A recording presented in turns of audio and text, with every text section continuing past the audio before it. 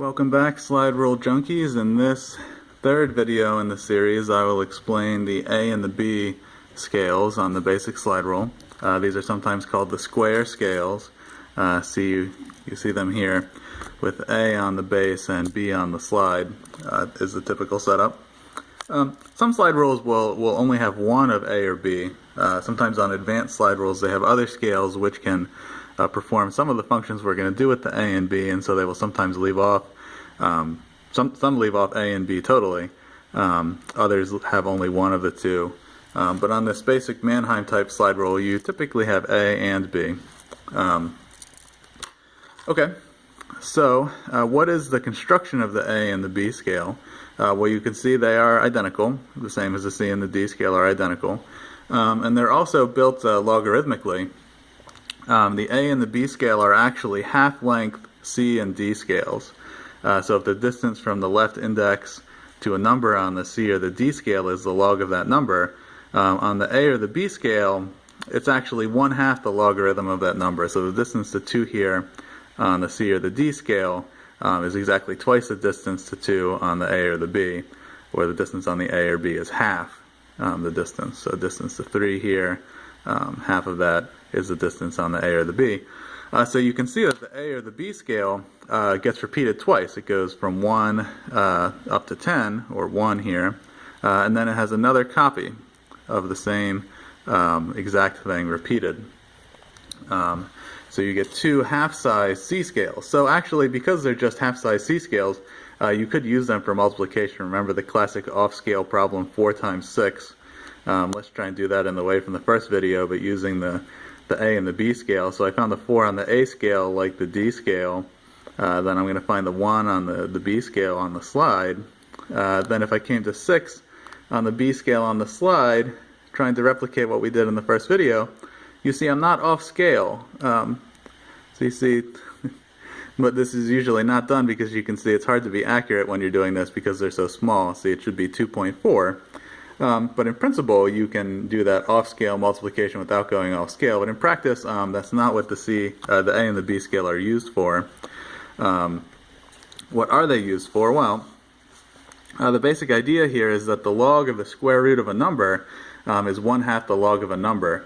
So if the distance on the C or the D scale is the log of the number, and the distance on the A or the B scale is half of that, then the relationship between the two numbers themselves is the square root going from here to here, or the square going from here to here relationship.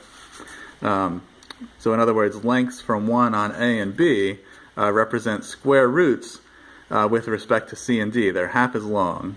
The square root of 2 on C and D would be 1.4 about here, half the length. So the A and the B lengths are shorter. They represent the square roots. Whereas if you start thinking about things with respect to A and B, I'm not sure, but this might be why the scales are labeled starting with A and B. Right? If you start with A and B, then the C and D are twice as long, and twice as long represent squares. Be interesting to look up the history. I bet you that's how it developed over history, with original scales being A and B, C and D being added later, but then they kind of became the base scales. Speculation. Be interesting to look that up. So let's do an example here. If I have this square relationship and I find 3.5 on the D scale down here. I'm leaving this slide out so that we don't mistake things. I'm looking at the D scale here versus the A scale. So D scale versus A. I'm not looking at the slide at all. In fact, I could take the slide out. Okay. So I look at 3.5 here. This distance on the A and B scale essentially gets you twice as far because the distances here are half. So instead of taking you to the same number, it takes you to the square of that number. And you can see when I've set 3.5 here, what I'm reading on the A scale here is here's 10, 11, 12, and some change. So I estimated it at 12.2. You'll see throughout this video I'm probably getting some of these third decimal places wrong. You might be getting them correct if you're using a full-size 10-inch slide rule instead of a pocket 5-inch slide rule. Okay, let's do another here. If I want to compute 231 squared, then I set D to 2, 1, 2, 3. I'm going to set it to 2, 3 and a hair for that 1. Then I'm going to read the square on the A scale. You can see here it's about 5, 3, so I would write down 5, 3. And then in traditional slide rule fashion, I have to estimate that last digit. So I'm imagining that, say, 200 squared, well, that's going to be a 4 and 4 zeros. So here, to get that same exponent, I have 53,000. That's the appropriate decimal point. Now, doing this in reverse, starting on the A scale and reading the D scale, is going to get you square roots. This is a classic principle of the slide rule. If you do something in reverse, you do the inverse operation. So if you compute squares by going from D to A, you compute square roots by going from A to D. So here, if I read 2.5 on the A scale, which should be here, then I read the square root, you see 1.58 down here on the D scale. Now you might be saying, well, Professor, 2.5 appears twice on the A scale, so should I use this 2.5 or this 2.5? Well, back to our founding principle here, the distance from 1 to this 2.5 is really what we want. This would represent 25, being the second repetition. Imagining this is really 1 here and this is a 10. On some slide rules, this will be labeled 10, 20, 30, 40, 50, and so on.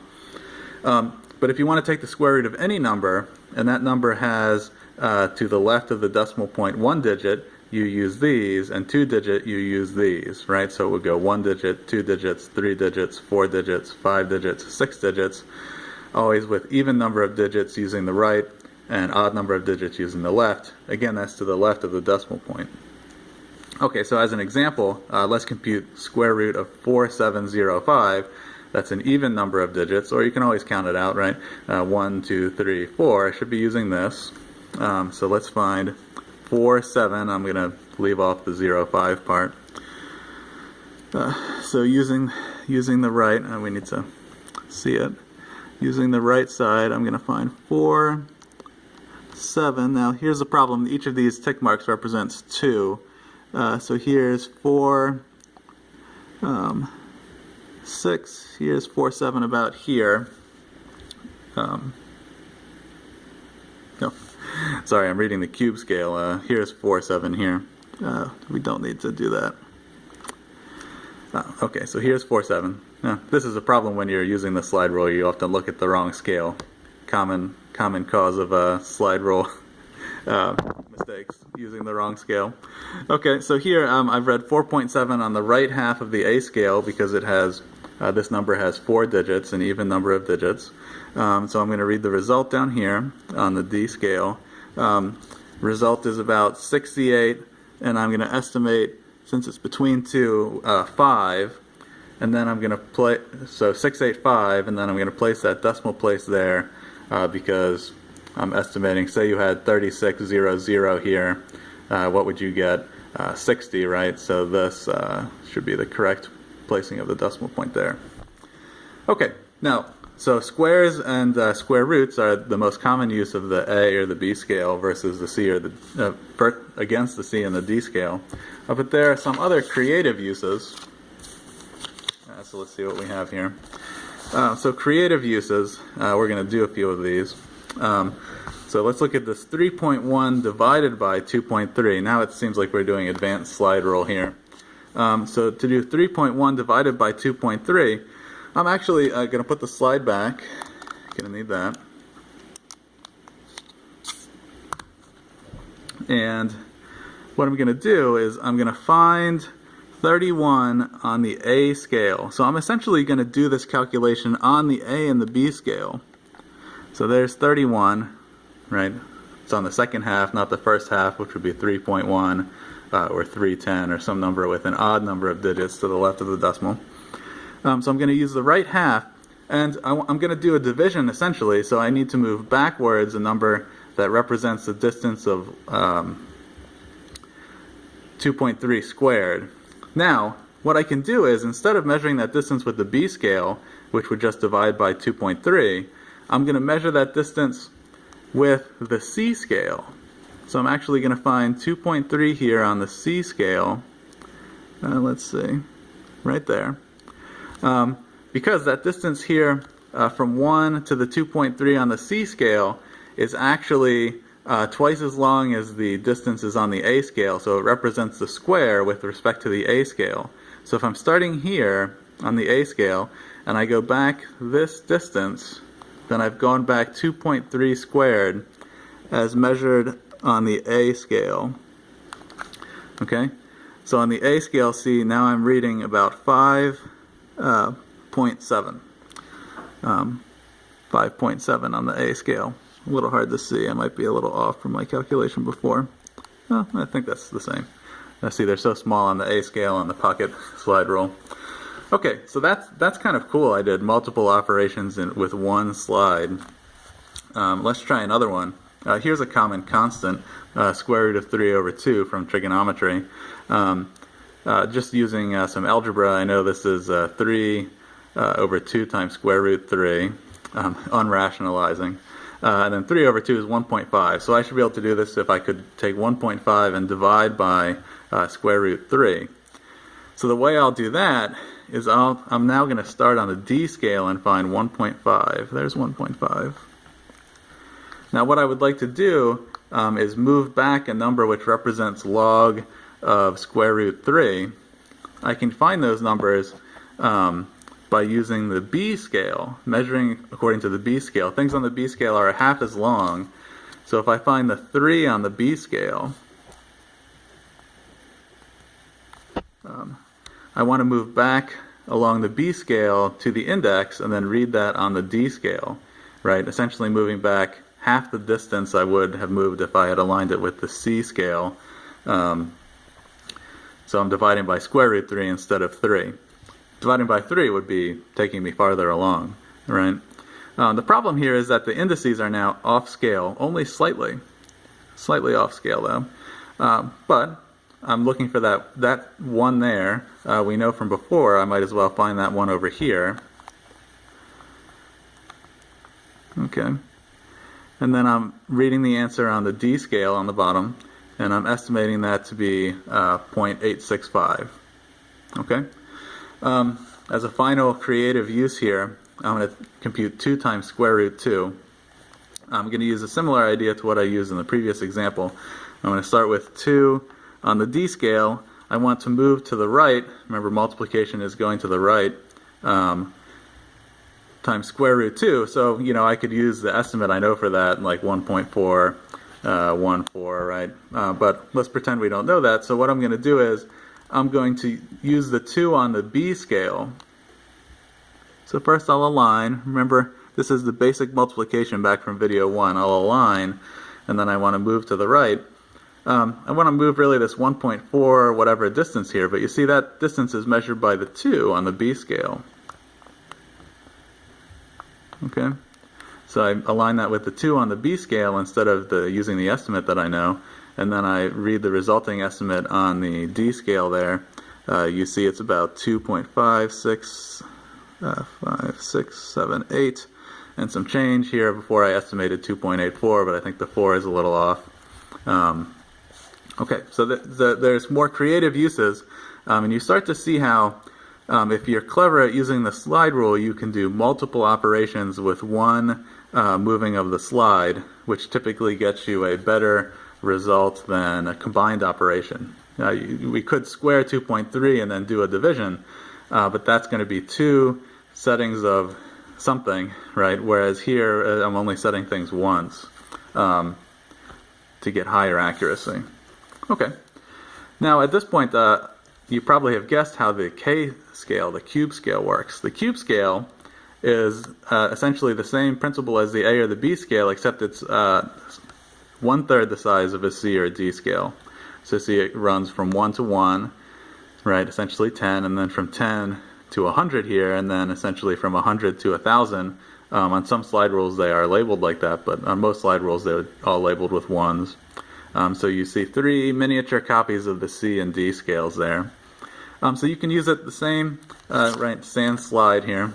Same way we were using the A versus the D scale, you use the K versus the D scale. So to compute square root of 9, you set this to 9, and for a 1-digit number it should be the first one. Then you read the result down here, about 2.08. Okay? For a 3-digit number, right, it would be like this. Well, this is for 1-digit numbers, for 2-digit numbers. 3-digit numbers should use this third regime here. So I'm going to find 2.4 here. There's about 2.4. Then read the result here, about 6.2. Again, I know that should be a 1 digit to the left of the decimal point number, but you might need to estimate where the decimal point should go.